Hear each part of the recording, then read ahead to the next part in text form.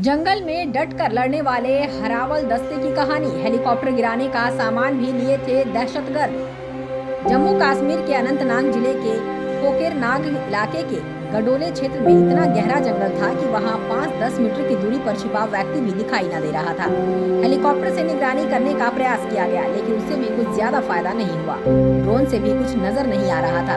चूंकि intelligence input पुख्ता था, इसलिए सेना की राष्ट्रीय राइफल्स और जेकेपी की टीम जंगल की तरफ रवाना हो गई। आतंकी पहाड़ी पर छिपे थे, ये बात तो मालूम थी। उनके पास भारी हथियार है, रॉकेट लॉन्चर है या मशीन गन, इसका कोई अंदाजा नहीं था।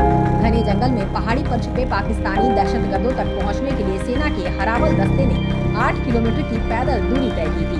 जैसे ही फ्रंट फुट पर हरावल दस्ता पहाड़ी पर चढ़ने लगा तो आतंकियों ने स्नाइपर अटैक कर दिया।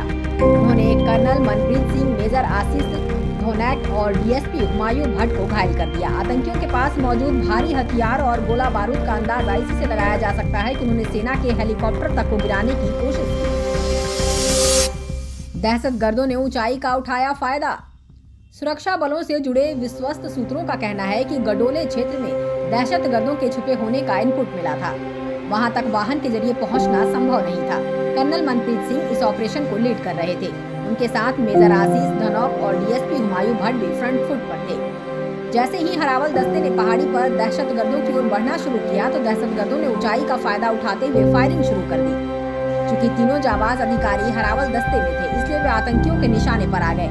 सैन्य दस्ते में जो आगे चलता है उसे हरावल कहा जाता है। जंगल इतना गहरा था कि जवाबी फायरिंग में टारगेट तक नजर नहीं आ रहा था। आतंकी तो पहले से ही ऊंचाई पर थे। वे सेना और पुलिस को सटीक देख रहे थे, मगर खुद घने वृक्षों की कोट में छुपे हुए थे। तब बिगड़ गया था लाइन, लेंथ और प्लान।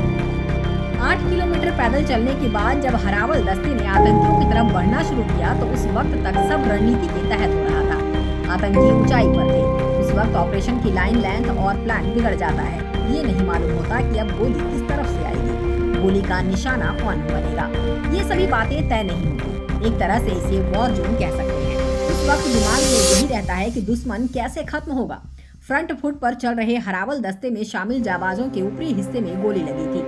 वह जगह इतनी संकीर्ण थी कि वहां से घायलों को बाहर निकालना आसान नहीं था। ऊंचाई पर बैठे आतंकी टारगेट शॉट मार रहे थे। वजह उन्हें सब कुछ साफ नजर आ रहा था। जब निकटवर्ती बेस पर हेलीकॉप्टर उतारने की कोशिश की गई तो दहशतगर्दों ने जबरदस्त फायरिंग कर दी।